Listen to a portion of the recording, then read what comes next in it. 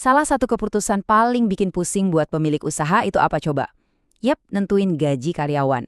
Nah, di sini kita bakal bedah tuntas cara paling gampang buat ngitung budget gaji. Tujuannya, biar Anda bisa rekrut tim yang hebat tanpa bikin bisnis boncos, sekalipun budgetnya ya pas-pasan. Ini nih dilema klasiknya semua pemilik usaha. Kalau kita kasih gaji ketinggian, wah bisnis bisa rugi. Tapi kalau gajinya kerendahan, tim jadi gak semangat, kerjanya asal-asalan, dan ujung-ujungnya resign.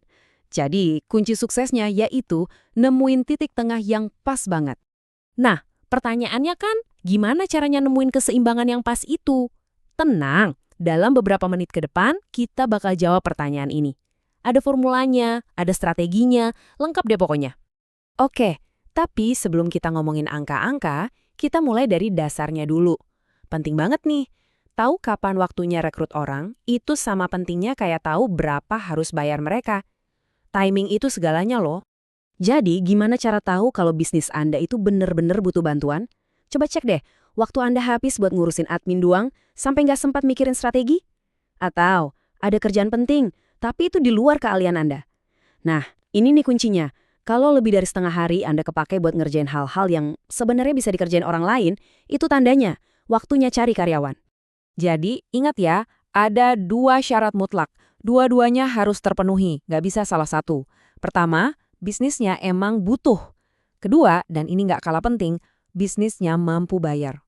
Kalau satu aja nggak terpenuhi, jangan dipaksain. Serius, ini bisa bahaya buat kelangsungan bisnis Anda. Oke, sekarang kita masuk ke intinya nih, ke bagian hitung-hitungannya. Jangan panik dulu.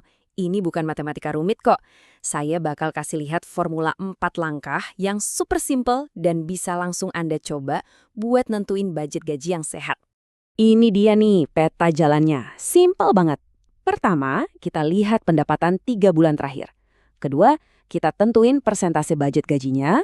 Ketiga, kita riset pasaran gaji buat posisi itu. Dan terakhir, keempat, kita pastiin gajinya masuk ke dalam total budget. Cuma 4 langkah ini. Dan Anda bakal dapat angka yang realistis. Nah, perhatiin angka ini baik-baik. Ini penting banget. Patokannya buat UMKM dan bisnis online di Indonesia, total budget gaji itu idealnya ada di kisaran 15-30%. Ingat ya, 15-30% dari omset kotor. Angka ini benar-benar jadi pegangan yang oke banget. Oke, biar lebih kebayang, kita lihat contohnya langsung ya. Misal nih, omset terendah Anda dalam 3 bulan terakhir itu 30 juta rupiah. Nah, kita pakai aturan tadi 15-30%. Artinya total budget gaji Anda per bulan itu antara 4,5 juta sampai 9 juta rupiah. Dan ingat, angka ini buat kali semua karyawan loh ya, termasuk yang baru nanti. Saya tahu nih, pasti ada yang lagi mikir. Waduh, kalau budget saya segitu, mana cukup buat bayar talenta yang saya butuhin? Tenang, tenang. Ini masalah yang umum banget kok. Dan yang pasti, ada solusinya. Kuncinya satu, jangan maksa. Nah, di bagian ini kita bakal bahas solusinya. Kalau setelah dihitung-hitung angkanya belum pas, itu bukan berarti Anda nggak bisa rekrut orang loh.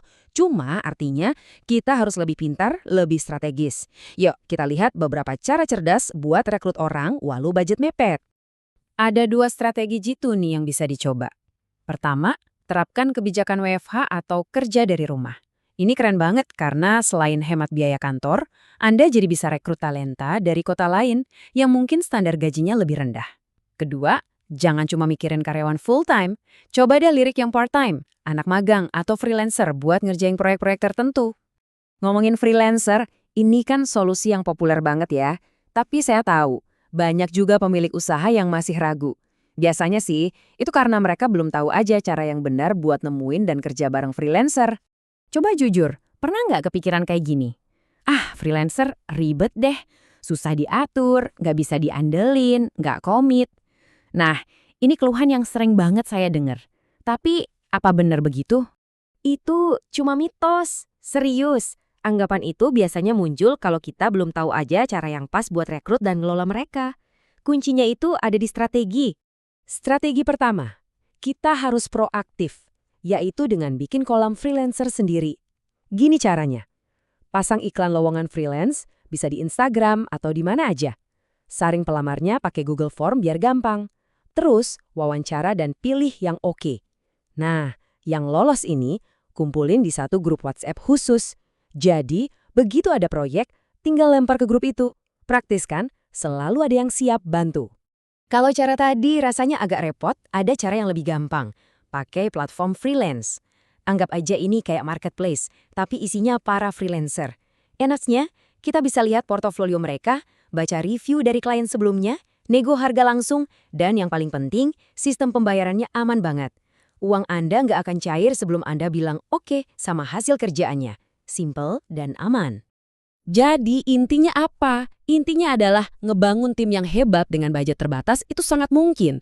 Kuncinya itu bukan di seberapa banyak uang yang Anda punya, tapi seberapa strategis Anda. Mulai dari nentuin kapan harus rekrut, ngitung budgetnya dengan benar, sampai milih cara rekrut yang paling pinter.